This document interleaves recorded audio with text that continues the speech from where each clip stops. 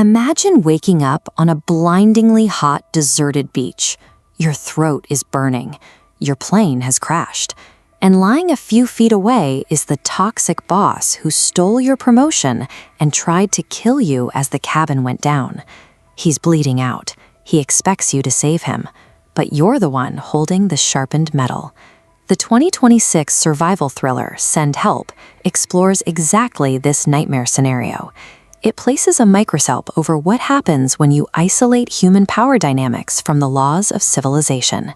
To understand the movie's critique, look at this flowchart. In a modern corporate economy, we operate on two parallel tracks: actual competence and institutional power. They are entirely disconnected. The people generating the actual value sit at the bottom, heavily weighted down by the real work. The upper track runs on a completely different set of currencies. Promotions here are bought with nepotism, fraternity handshakes, country club memberships, and an aggressive practice charm. The higher you go, the less tangible skill you actually need. Under the strict rules of this artificial economy, the most capable people are trapped in a structural deficit. They generate the profit, while the system ensures they remain powerless to direct it. We see this immediately at Preston Strategic Solutions. The office is a freezing grid of endless glass panels and fluorescent lights. At the center of it is Linda. She arrives before dawn, aligns the quarterly lease indexes perfectly, and functions as the invisible engine keeping the entire strategic planning division alive. Sitting directly above her is Bradley, the newly installed company president. He inherited the position from his father. Bradley cannot fix a basic contract error. He possesses all the social currency required for the corner office, and zero actual skills to justify his presence there. When an impossible error threatens a massive Bangkok merger, Linda stays up all night and finds the loophole to save the deal. Bradley's response is to recoil in physical disgust over a speck of tuna on her lip, mock her to his fiancée, and finalize a plan to fire Linda the moment the ink dries. Hours later, they are over the ocean. The corporate jet hits violent turbulence, rips open in the night sky, and plunges into the water. This functions as an instantaneous, total market crash. The social contract burns up on impact. The invisible currencies that upheld Bradley's entire authority drop to zero. When Linda washes ashore, coughing up salt water on a blindingly white beach, she finds Bradley unconscious with a massive gash across his leg. They are now entirely detached from civilization. The island strictly enforces a new economy. Look at how the market corrects itself. 3 new pillars dictate survival: caloric intake, clean hydration, and physical shelter. Everything else is completely worthless. Bradley attempts to spend his dead currency. He screams at the sky about his multi-million-dollar net worth.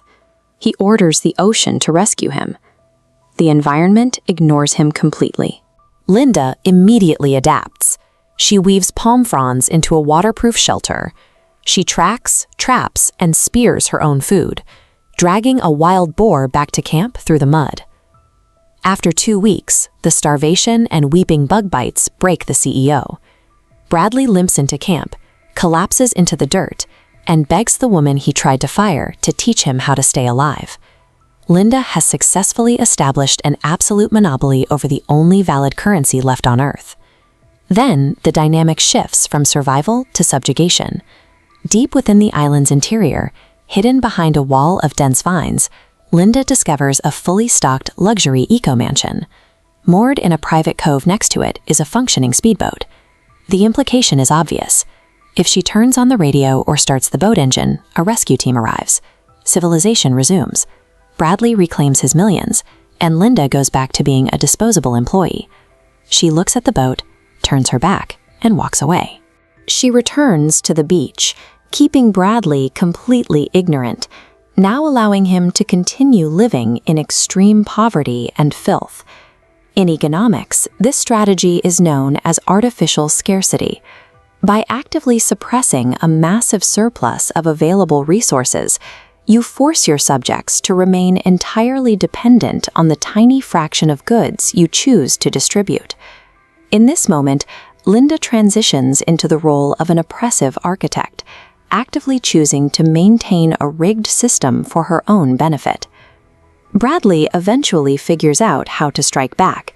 He secretly builds a small raft, crushes poisonous berries into Linda's water supply, and attempts a hostile takeover of his own freedom. Linda anticipates the move.